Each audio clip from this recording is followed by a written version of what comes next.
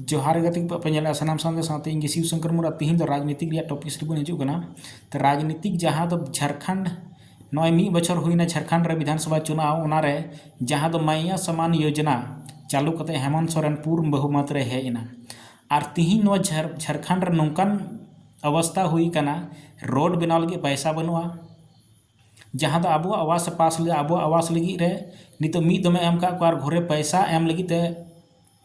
आया पैसा बनुआ फंड रे तो अगर जुदी पैसा के बल रे अब जुदी भोट बन एमा तो नवागी हालत हुआ अब बांग दो स्थानीय नीति लगुआ बांग दो 1932 आधारित नोडे स्थानीय नीति लगुआ बांग दो आम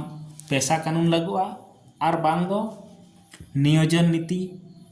और नोडे बांग दो हाना बहाली हुआ चीज के बांग हुआ तो